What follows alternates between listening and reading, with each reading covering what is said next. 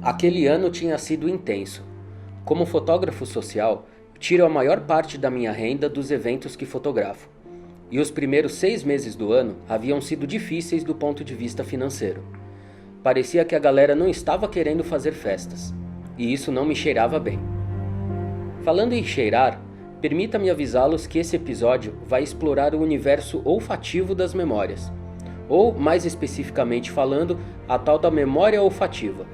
Sim, os cheirinhos. Gosto sempre de buscar identificar dentro de mim os aspectos que mais me fazem lembrar de determinadas situações. E frequentemente sinto o aroma das emoções vividas e guardo-as num lugar especial em meu coração. É como se fosse uma caixinha, com vários potinhos, cada um com um cheirinho diferente. Cheirinho de alegria, de amor, de adrenalina, de saudade. Ressalva feita, vamos voltar à parte em que eu dizia sobre a fotografia na minha vida.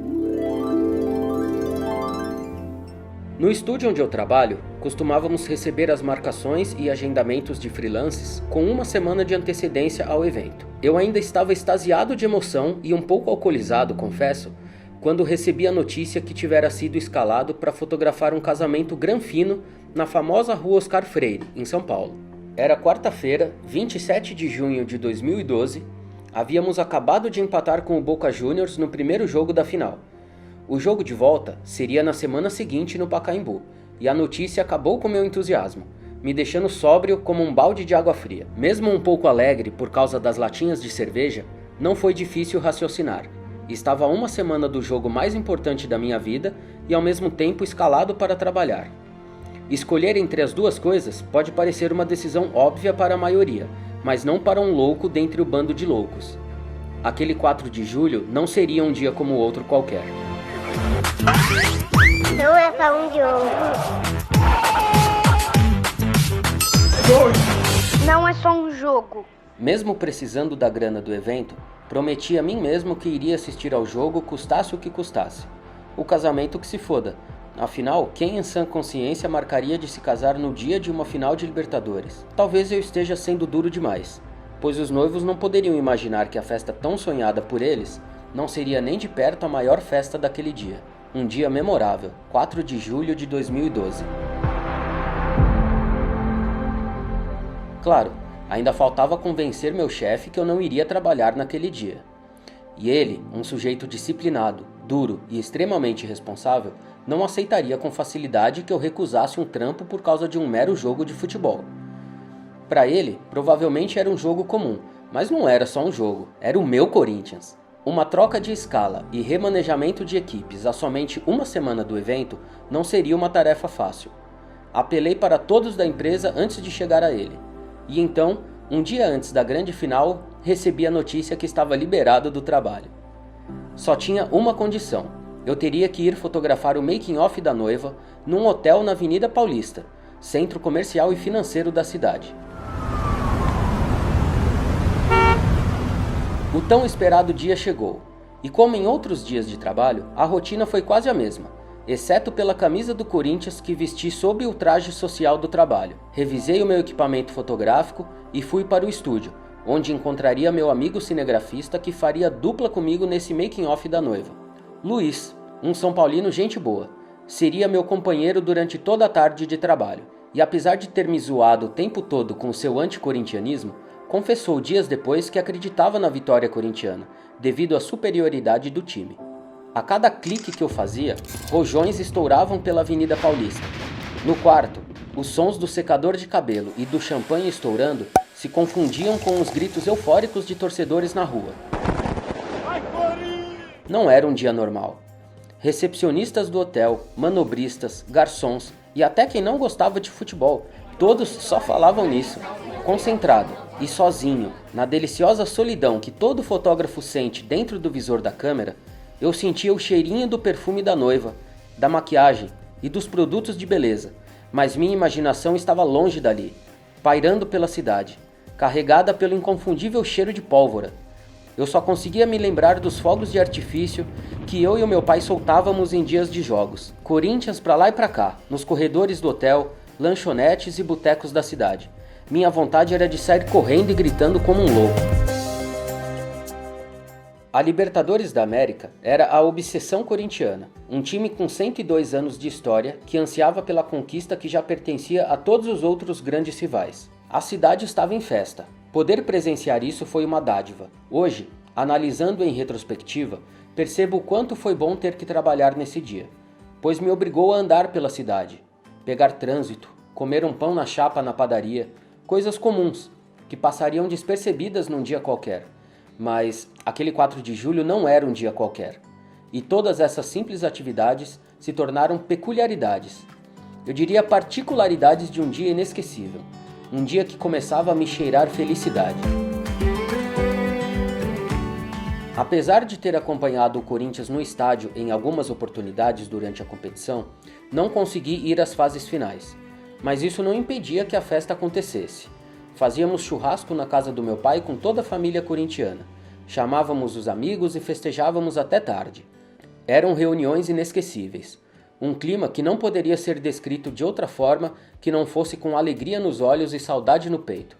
Bom, mas eu ainda precisaria terminar de fotografar a noiva com o profissionalismo que o momento exigia. Fiz tudo como manda o figurino. Fotos espontâneas, artísticas, documentais e ainda um mini ensaio editorial com a noiva já pronta para o casamento. Acompanhamos o carro dela até o local do enlace, um suntuoso e renomado buffet de eventos nos jardins. O Luiz ia dependurado na janela do meu carro, para filmar o carro da noiva pelas ruas da cidade. Os corintianos já estavam malucos pelas ruas.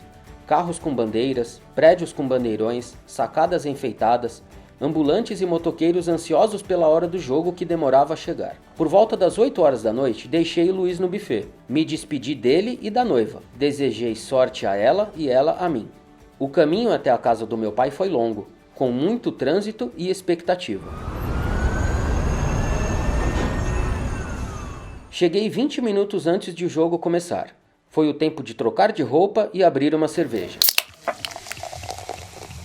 Todos os corintianos mais próximos estavam conosco. Família reunida, bando de loucos reunidos. Chegara a hora.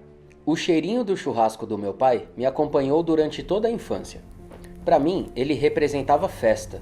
Meu cérebro sabia que sentir o cheirinho da carne na brasa era um prenúncio de que em questão de minutos, as risadas altas começariam a serem ouvidas e a alegria se espalharia pela casa com toda a família ao redor da churrasqueira.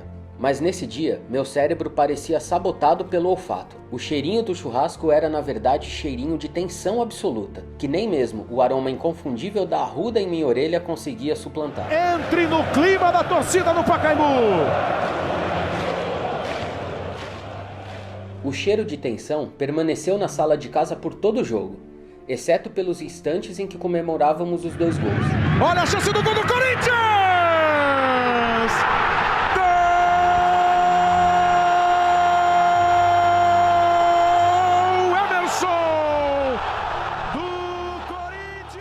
Nesses momentos, o cheirinho desaparecia como uma sombra ao ver o sol se pôr. Nos gols, me lembro de pular como um louco abraçado ao meu pai, em êxtase total. Nesse momento, o cheiro que exalava de nós dois era cheiro de amor. No apito final, só consigo me lembrar do cheiro de pólvora dos fogos. Afinal, lágrimas não têm cheiro. O final da história todos sabem. Mais do que vitoriosos, saímos libertados. 35 anos depois da primeira participação em 77, na 10ª edição. Depois de ouvir brincadeiras, de ouvir gozação, de sofrer. Como uma tradição entre mim e meu primo Jean, saímos de carro pelas ruas para comemorar o título, balançando nossas bandeiras e com o hino do Corinthians estourando a caixa de som do carro. Juntos estavam meus 2 irmãos mais novos, e ali, dentro do carro, a certeza de que a tradição corintiana da família seria preservada por muitos anos. Afinal, qualquer criança que estivesse presenciado o que presenciamos naquela noite na cidade, não esqueceria jamais. A maior festa que já vi, sem dúvida.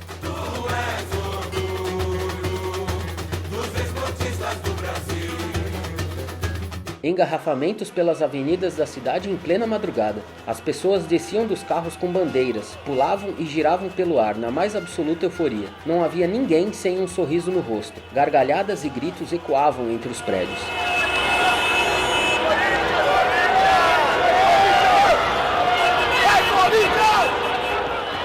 Me lembro de ter postado no Facebook no dia seguinte um pequeno texto comemorando o título, e escrevi como eu gostaria que meu avô estivesse conosco para comemorarmos juntos. Mas tinha certeza que ele estava lá em espírito, e após o jogo sua alma tinha voltado aos céus balançando o bandeirão alvinegro, anunciando aos deuses a nossa conquista tão sonhada. O meu avô, assim como toda a família, amava o Corinthians e estava conosco naquela noite. Essa parte da história me cheira a saudade. E nesse momento, as minhas lembranças chegaram onde eu queria. Um lugarzinho no meu cérebro chamado Sistema Límbico, onde ficam armazenadas as nossas lembranças olfativas, os tais potes de cheirinho que eu mencionei no começo da história. Em câmera lenta, consigo visualizar as cenas que meus olhos gravaram naquele dia. A mais absoluta alegria traduzida em pulos, risadas e lágrimas. E o incrível é que posso sentir o cheiro daqueles momentos. Se fosse cego, os veria do mesmo jeito. Contrariando as leis fisiológicas, me lembraria com precisão, simplesmente sentindo o cheirinho daquela noite. Era cheiro de alegria.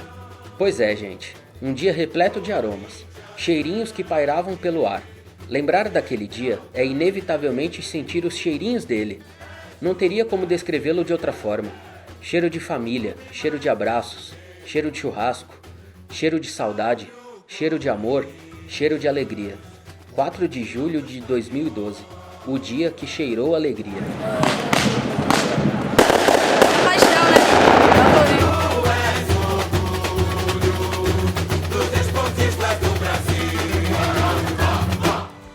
Galera, gostaram da história do Leandro? Tenho certeza que você também tem boas histórias para mandar pra gente. Esse foi o primeiro episódio da série Crônicas Inesquecíveis aqui do podcast Não É Só Um Jogo. Se você gostou, compartilhe com seus amigos, siga a gente nas redes sociais e fique por dentro das nossas novidades.